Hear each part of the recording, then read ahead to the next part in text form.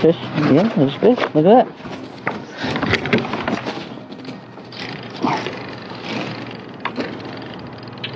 This could be my first beardsley. I've been out here for 3 hours trolling with nothing. I just put on a dodger and a fly. See what we got here. Doesn't feel huge, but okay.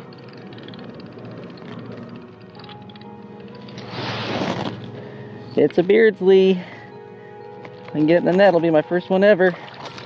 Yes, I got one. Woo! This might be the world's rarest trout. Oh, he came off too, right as soon as I got him in the net. Wow, they're beautiful. So blue. Look how blue it is. Amazing. So here, I'll give you guys a look at it. There we go. Bright blue on the back. A little bit of an oversized head because they specialize in eating fish. Very beautiful.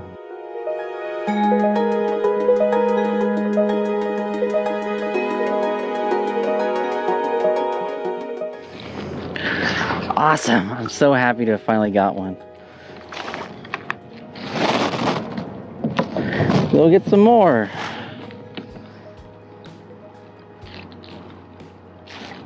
Oh, there we go. There we go. I got one to hit.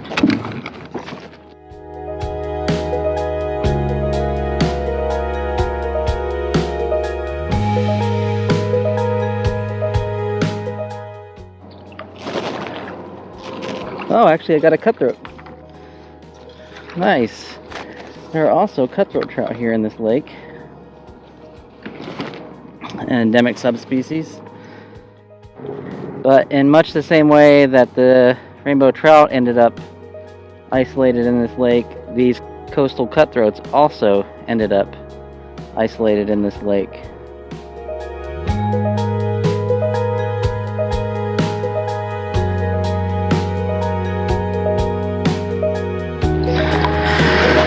Cool.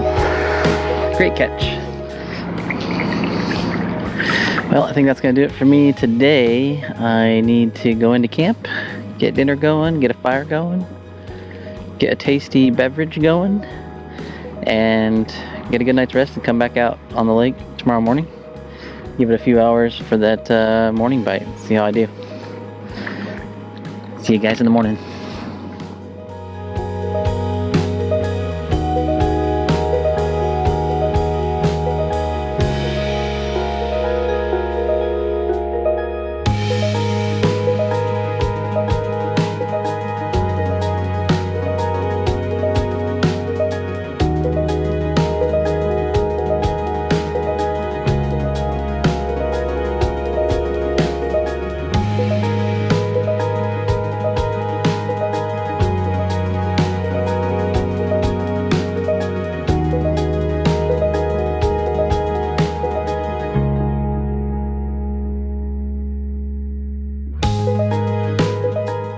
You can see the little balls of fry, either a trout, cutthroat or rainbow trout, or more likely kokanee fry, boiling on the surface out here on the lake.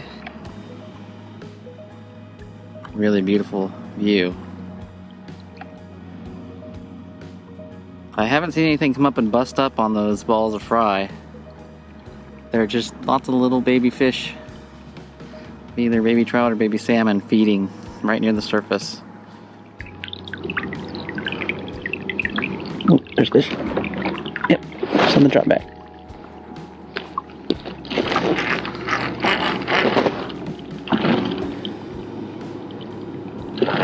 Doesn't feel very big, but let's see what it is. It looks like it's a little cutthroat. Yep.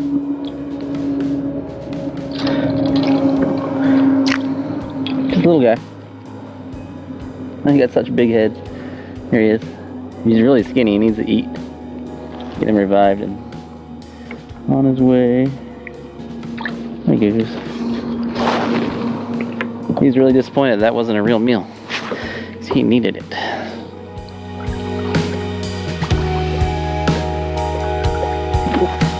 Good fish right there. Nice. Alright, so today I'm at Crescent Lake in the Olympics in pursuit of a very unique and special strain of rainbow trout called the beardsley rainbow trout. Ooh, it feels like a good fish.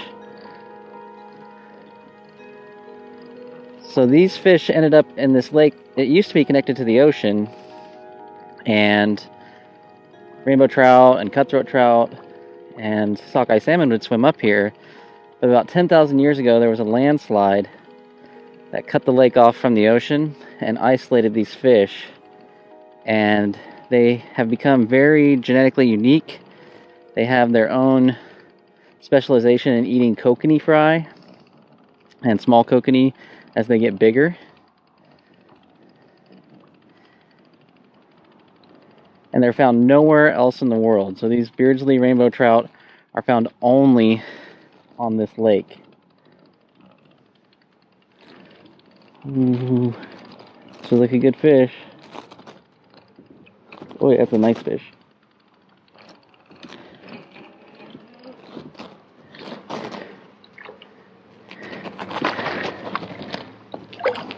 Yes, wonderful. Oh my gosh, that's a gorgeous fish. Oh, and he's off already. Wow. They look a lot like steelhead. Very strong silver pattern. Very blue on the back. And what's amazing about these fish is that they spawn only in a very small area of the lake and have persisted despite introductions of non-native fish in their past.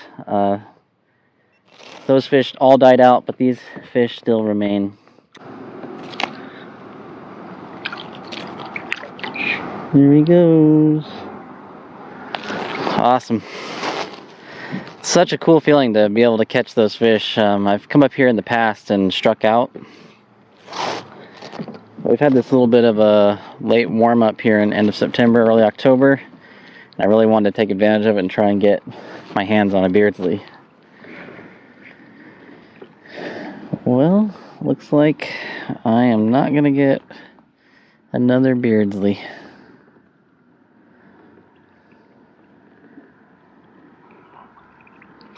It's a very difficult fishery for a lot of reasons.